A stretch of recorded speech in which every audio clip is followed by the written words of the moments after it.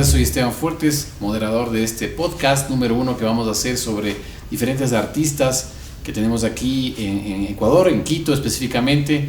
Ahora vamos a hablar sobre el libro Micronautas, una publicación del Fondo de Creatividad e Innovación, IFCI. Es una publicación que se hizo acreedora de este valioso galardón. Y tenemos aquí a 3 escritores que vamos a hablar sobre este tema, ¿no? Sobre esta publicación, esta importante obra literaria y de la que vamos a hablar en este podcast de manera muy interesante con todos ustedes. Gracias por escucharnos.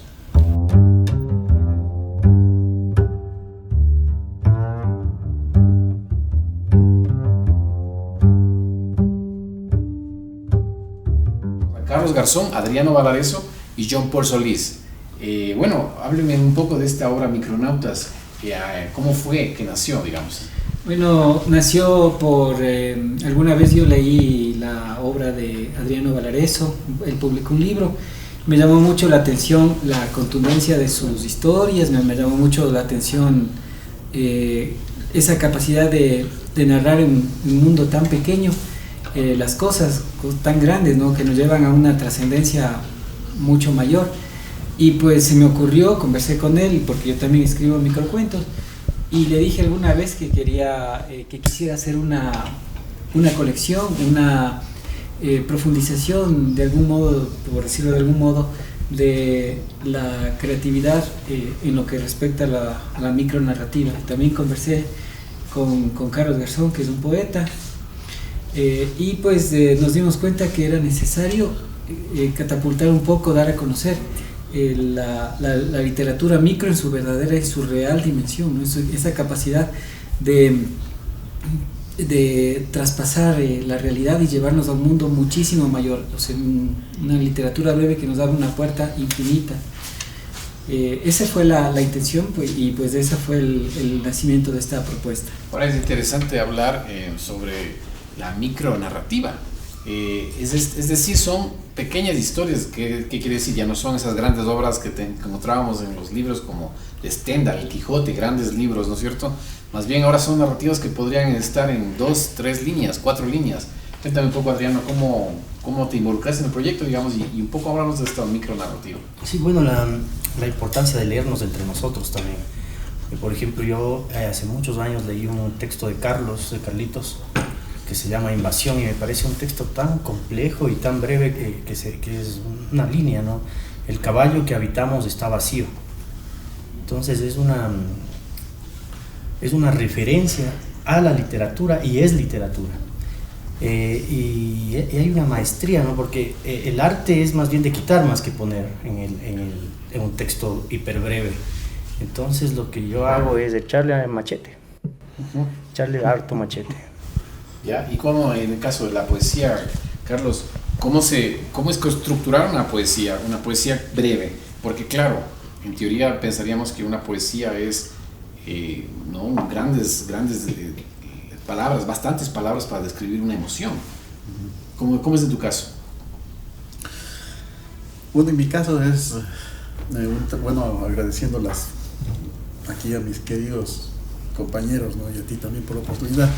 Bueno, en mi caso es como tratar de sintetizar la emoción, una emoción, tratarla de llevar a las palabras, pero utilizando lo menos posible del recurso literario, en este caso que son los versos. Entonces, mientras el poema sea más breve, pero a la vez sea más intenso, entonces yo creo que ahí está el objetivo de la brevedad, en este caso en la poesía. Entonces ese ha sido más o menos mi trabajo que he cultivado estos últimos años, ¿no? La brevedad, la contundencia, encontrar la palabra precisa que vehicule ese sentimiento poético, ¿no? Esa sensación que uno tiene. Entonces esa búsqueda de la palabra precisa transportada al papel, entonces ese es el trabajo del poeta, con muchas correcciones y mucha reflexión también.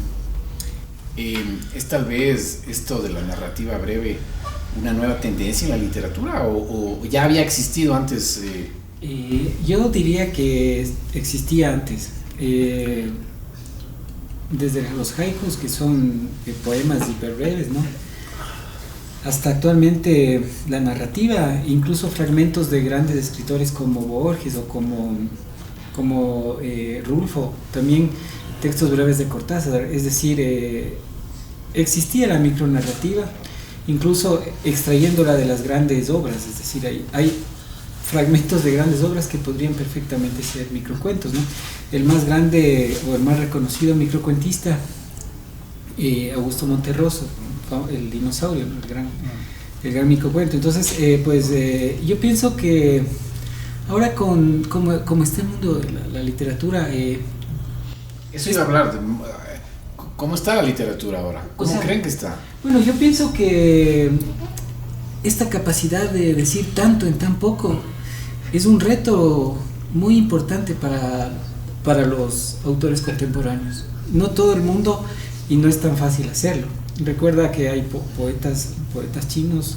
Un poeta chino decía que alguna vez que es necesario para crear a veces un poema inmenso pasar años de tu vida para llegar a una sola imagen. Es decir, un poema que te demores 50 años de tu vida haciendo, y es solo una imagen, por darte un ejemplo. Entonces la literatura breve es mucho más que las pocas palabras que usa para describir ese mundo tan ese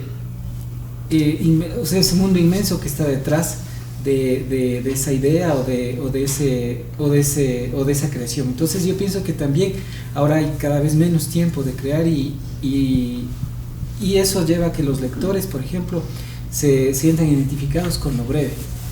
Y eso voy a hablar un poco, Adriano, habla de la identificación de los lectores. ¿Cómo hacen los lectores para digamos, vincularse con una historia? Tal vez no están acostumbrados, porque la gente pues lee una historia de principio a fin y en donde tiene varias hojas y varias tramas, ¿no?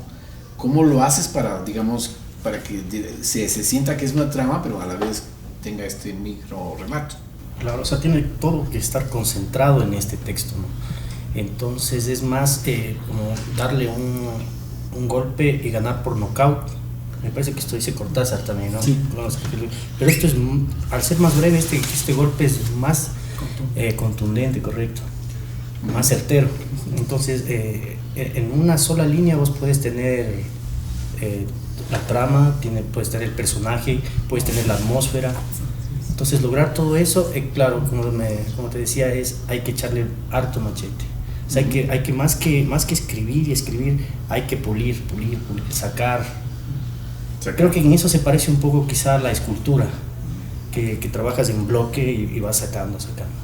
Y lograr este efecto conciso, ¿no? Que ya te digo, es como un knockout directo al lector. O sea, no le das chance de reaccionar. No tiene nada que ver, Carlos, con minimalismo, ¿o sí? Claro, yo creo que sí tiene bastante que ver, sobre todo con la gran tradición de la cultura poética japonesa, ¿no? Con los haikus. Entonces el minimalismo es tratar de concentrar, o sea, es como el gran escenario es la página en blanco, entonces de ahí aparece el destello que es el poema. Entonces, y es un destello que te deslumbra, ¿no? Entonces, y te deja pensando y te deja impactado. Entonces, desde ese punto de vista, el minimalismo tiene que ser en la literatura así como bien poderoso, con un poema breve, pero a la vez, como decía Adriano, contundente, ¿no? Y que quede en la memoria del lector. Uh-huh. Ahora, esta obra acaba de ganar el fondo literario al Instituto de Fomento a la Creatividad e Innovación, IFSI. ¿Cómo se dio, digamos, este galardón? Que de todas hay un montón de obras que aplican y obviamente esta se salió elegida. Bueno, nosotros propusimos, retomando la idea inicial, ¿no? Nosotros propusimos que se diera un valor nuevo al microcuento y también a la poesía breve, que esté emparentada con el haiku, pero no necesariamente vinculada a eso, ¿no? Nosotros queríamos comenzar una colección que pudiera darle un mayor realce y también pues que pudiera permitirnos interiorizarnos más con lo que es el microcuento. Como te digo, porque también pasa algo, ¿no? La temática del microcuento es muy diversa y no ha sido muy estudiada. Por ejemplo, yo te digo, en el caso de Adriano, que yo he leído sus microcuentos, en mi caso también modestamente te digo, nosotros recurrimos a la historia, a la filosofía y creamos textos que tienen su vínculo, ¿no? Es decir, su trasfondo. Y por decirlo de algún modo, porque son hipotextos, es decir, textos que subyacen a un significado anterior. Entonces, es como una creación de literatura breve, de una literatura mayor, o de la historia, de la filosofía, de todo lo que nos nutrimos como creadores. Entonces, claro, nosotros propusimos esto al IPSI y afortunadamente nuestra idea pues fue acogida. Ahora estamos también involucrándonos con la parte de, no solo de la publicación, sino también queremos involucrarnos con la parte del microteatro, del microarte, para poder, digamos, hacer una visión completa de lo que planteamos como una valoración de lo breve en el arte. Ahora, el estado de la literatura ecuatoriana, quisiera conversar también con ustedes. ¿Cómo está la literatura ecuatoriana? ¿En qué estado se encuentra, Adriano? ¿Tú cómo lo ves? Porque claro, hay muchísima gente que pues por supuesto escribe y escribe muy bien, pero considero yo que tal vez el mercado no está a la par de la producción literaria. ¿Qué opinas? Sí, hay una producción muy interesante, pero en lo que tiene que ver con el texto breve, el hipertexto, el microrrelato, sí hay también autores, pero no está, como dice John, todavía muy cimentado este tipo de género, subgénero, ¿no? De lo breve. Más se da todavía el relato convencional en extensión más larga, y hay escritores fenomenales, ¿no? Recién pude leerle a Mal de Espejos de Alcaraz, me pareció brillante, igual Macías, y ya más allá también está Vázquez después también. Acabo de revisar el coleccionista de sombras, y hay una partecita que podría tratarse como un microrrelato, pero es como leerle a Quiroga, ¿no? Es esa desesperación ante lo real, ante la muerte. Y sí. en cuanto al público, digamos, ¿cómo lo ves, Carlos? O sea, ¿cómo está el público ecuatoriano con respecto a la literatura? Bueno, yo creo que la literatura siempre ha sido dirigida para un público minoritario, ¿no? Como decía el poeta Juan Ramón Jiménez, para esa inmensa minoría. De todos modos, que siempre hay en cualquier país de Latinoamérica, siempre hay lectores de literatura, porque yo creo que sin la literatura, sin esa capacidad de soñar, el ser humano no tendría sentido, ¿no? Entonces, a pesar de que es esa inmensa minoría, yo creo que gracias a eso la literatura también se sostiene y nos hace como más llevadera la vida, ¿no? Por eso la literatura es una de las partes fundamentales del quehacer humano, creo yo.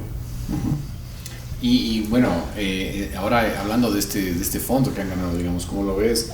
¿Les ha ayudado? ¿Crees que esto está de alguna forma fomentando una nueva era de la cultura aquí en el Ecuador? Esperamos contribuir a eso, ¿no? Es decir, este es un proyecto, no deja de serlo. Esperamos que contribuir a eso. Una idea es que podamos, o sea, los libros que nosotros demos a conocer, impulsemos, difundamos, también pues en algún momento publicar otros autores de microrelato, ¿no? Es decir, sí queremos como plantear algo nuevo, es decir, algo nuevo, una semilla en lo que es la literatura breve, claro que queremos.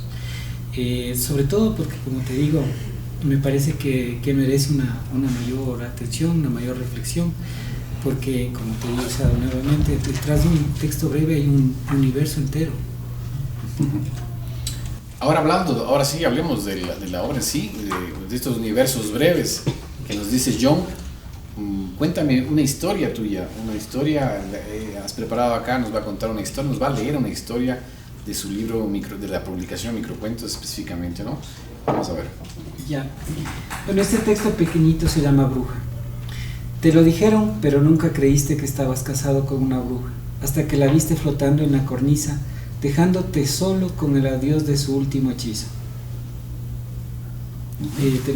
está también dentro de los textos que estamos proponiendo. Ya, es una bruja, ¿sabes? Es un personaje, es una bruja. Sí, o sea, pero mira, si tú lees entre líneas, te das cuenta que tal vez no sea una bruja. Ya. Tal vez sea una forma en la que el personaje le identifica a su esposa. Entonces ella le abandona y él le ve como una bruja, pero tú no sabes si en realidad es una bruja y está flotando en la cornisa porque le deja con el hechizo de un amor que se va. En realidad tú puedes darle otro significado a este texto. Puede ser una bruja como no puede ser, ¿entiendes? Para el protagonista puede ser la esposa de la que él sigue enamorado y se va, por decirte un ejemplo, y la ve alejarse. O puede ser una bruja que realmente se va y le deja con el adiós de su último hechizo en la cornisa. Entonces, por eso te digo, un microcuento puede tener un universo detrás, ¿entiendes? Puede tener una lectura y puede tener otras. Entonces, eso es lo interesante de esto. Yo digo, ¿no? Es la puerta a un universo mayor. Bueno, vamos a hablar ahora con Adriano. Cuéntanos, Adriano, una historia tuya sobre que esté dentro de la publicación Microcuentos. Dame un minuto, por favor. Justo estábamos de eso. Aquí está. Gracias. Ahí está. Sí, sí. Perdón un momentito. Ahí está. Gracias. Isolina. ¿Por qué llora tanto la abuela? Odio verla así. No lo sé. Nunca la había visto tan mal. Mírala cómo se ha puesto. No la había visto tan triste ni cuando estaba viva. Bueno, y ahí en esa historia, por ejemplo, nos habla de una persona que tiene, o sea, es un giro al final, ¿no? Es un giro que se da casi que en dos líneas, ¿no? En dos palabras. Sí. Aprendimos eso de los cuentos de fantasmas de los irlandeses del siglo XVII. Hay una compilación de cuento fantástico que hace Borges, Ocampo y Bioy, y ahí hay mucha información sobre el tema, también de microtextos. Entonces, Isolina es mi abuela, entonces es muy personal ese texto, ¿no? Y también porque los muertos no se van, pues. Pero tú te enfrentas ahí, porque claro, yo puedo leer esa historia como un enfrentamiento a un cadáver. Sí, en realidad le escribí este texto con una intención un poco malvada, quizá, a mi hermano.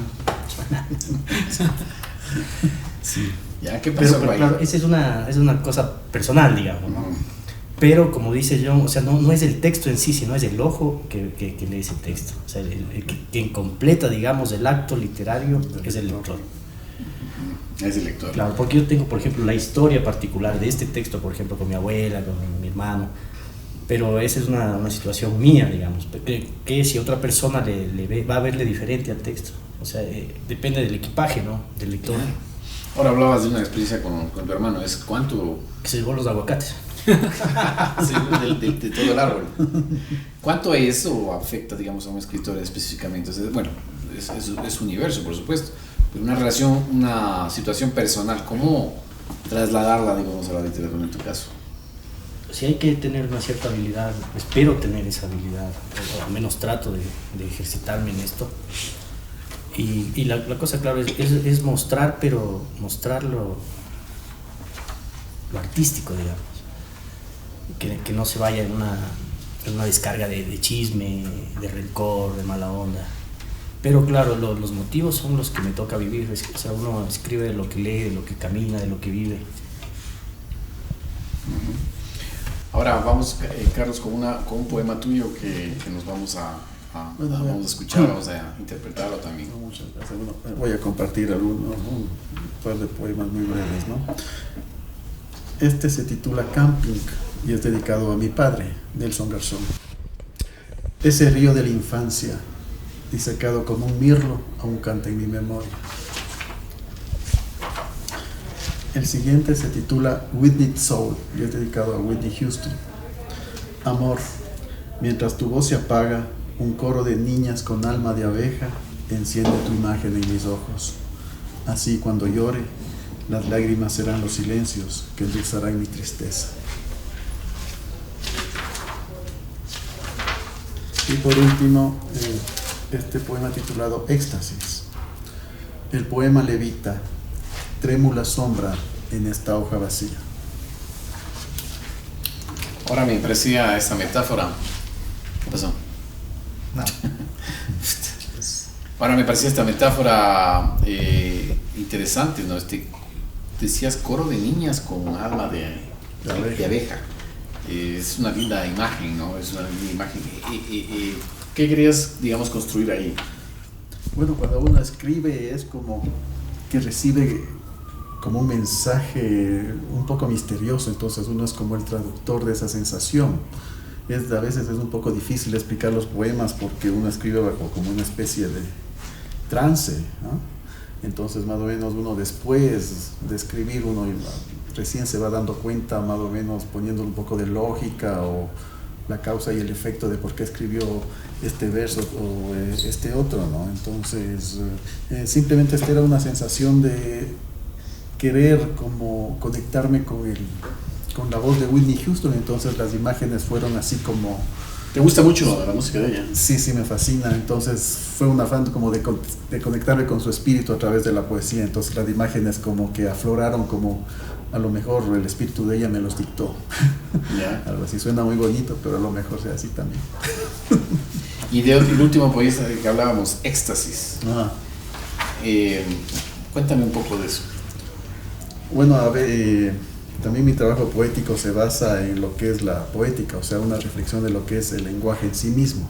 Entonces, por ejemplo, ese poema es como el misterio de la creación poética de lo que te hablaba, ¿no? El poema levita, trémula sombra en esta hoja vacía.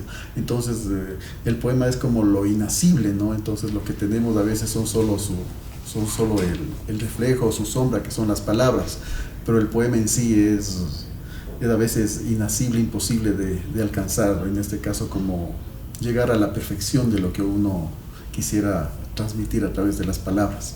Por eso el título de mi libro es La escritura no basta. Entonces más o menos por ahí va el asunto. La escritura no basta, entonces a la final es la conclusión que... Sí, a veces las palabras no pueden transmitir todo lo que uno quisiera. Esto tiene que ver también con me acuerdo, ¿no? El posmodernismo, es decir que la palabra supera, ¿no? Todo lo que tenemos dentro, puede ser. O sea, por ejemplo, mira, me permito citar el caso con su permiso de Carlos, porque él también es pintor. Entonces, si la escritura no basta, él tiene la pintura. En mi caso, si la escritura no basta, ya no basta nada.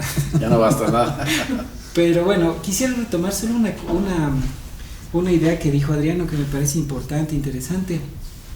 Y yo me atrevo solamente a plantear algo adicional. Él decía justo del microcuento que es un trabajo realmente de artesano. O sea, es un trabajo de pulir mucho. Entonces, Vargas Llosa, por ejemplo, recomienda cuando se escribe una novela, dice que es como el acto de vestirle a una persona. Es decir, de arroparle. Tú cuentas cómo se le arropa a una persona. En este caso es más difícil y complejo porque es desvestirle. Y en ese desvestirle y en ese quitarle cosas, dejar todo de un modo, o sea, artístico, creativo y con su sentido, es decir, con su conexión a una realidad o a un lector, en fin, o a una intención que tiene el creador. Es decir, tiene su complejidad, volviendo al tema, como lo que hace un artesano de lo mínimo, es decir, de ese proceso de pulir y pulir y pulir y pulir, como una joya. Y ahora, ¿cuánto es eso de hablar de artesanía, no? Porque es interesante dentro de la literatura hablar dentro de las artes mismo, ¿no? Pero ¿cuánto hay de artesanía y cuánto hay de inspiración? Ese es un eterno debate, ¿no? Que hablamos dentro de la historia del arte en general, ¿no? ¿Cuánto es realmente tu trabajo y cuánto realmente es inspiración? Yo lo que puedo decir es que mucho es parte de las dos, creería yo, porque tampoco todos pueden escribir, ¿no? Como Borges, como, no sé, poesía como Pessoa, ¿no? Como Neruda. Pero también sé que esos escritores pues no creo que haya o capaz que sí, lo escribieron en una hora. Dicen, yo en entrevistas en canciones, a compositores de canciones he oído que a veces les viene una canción genial que revienta en el público y que se la tomaron 10 minutos en componerla. ¿Cómo es en la literatura? ¿Cómo le ves, Adriano? Sí. O sea, da la impresión de que fluye rapidito, ¿no? Pero es algo que vos ya llevas, es como un bagaje, como... Recién he estado leyéndole a... ¿Quién era? David Marson, la amante de Wittgenstein. Él habla también del equipaje que uno tiene, ¿no? Y según eso, pues vos puedes tener cierta habilidad. Por ejemplo, ahorita se me ocurre un microcuento. Por ejemplo, este que se llama Roque, por ejemplo. No estés triste, papá. Mira, estoy vivo de nuevo. Entonces, pero es algo que tú ya tienes, o sea, y claro, y parece sencillo. Y podría ser una línea de diálogo, ¿no? Claro, o sea, puede estar inserto en... Claro, puede ser un nanocuento también, es lo que le decía Adriano, porque el nanocuento es más complejo y más perfecto que el microcuento. Nanocuento, ya está más chiquito de lo Y es a la menos 9. Exacto. O sea, por ejemplo, lo que dijo ahorita Adriano es más que microcuento, es más complejo, es más perfecto. Esto no tiene nada que ver con pereza, ¿no? Con pereza literaria.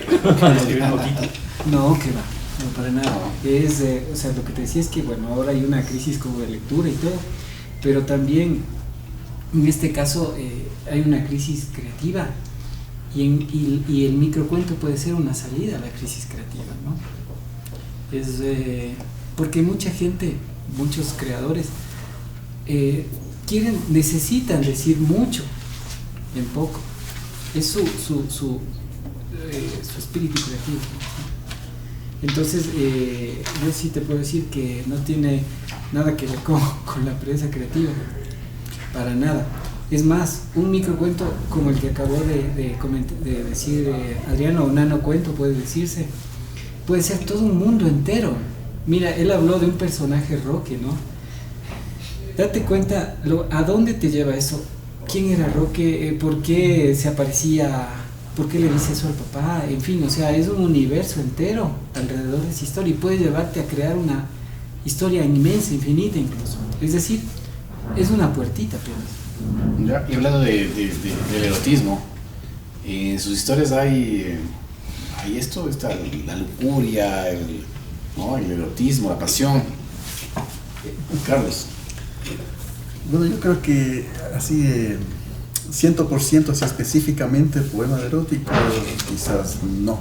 Más bien mi poesía se basa en, como te decía antes, en una reflexión sobre el lenguaje poético, ¿no? Así como las que se denominan las poéticas, ¿no? Pero sí está como un sentimiento también amoroso inalcanzable. Por ejemplo, te leo este poema que se titula Espejismo. ¿Cómo abrevar poesía en la fuente silenciosa de tu voz, si cuando apareces por estos parajes, tus labios ni siquiera humedecen los míos, llagados, baldíos, sedientos de amor? Entonces, bueno, también como decía Adriano, el lector completa la otra parte del poema, ¿no? Porque quizás para uno significa una cosa y para otro también le remite a otras vivencias, a otras experiencias, ¿no? Entonces, esa es la riqueza de la literatura, ¿no? Abrirse como un abanico de posibilidades entre los lectores. Uh-huh. Bueno, hemos estado hablando de microcuentos, de micronarraciones, de microrelatos, de micropoesía. Espero que en este podcast hayan disfrutado de este diálogo con estos escritores y les invitamos a que revisen la obra, que la vean, que la puedan adquirir. Pronto estará en las librerías más importantes del Ecuador. La publicación Micronautas, ¿no? Finalmente, hablar con John que se le ocurrió este nombre, Micronautas. Explícame eso. Bueno, eso acabamos.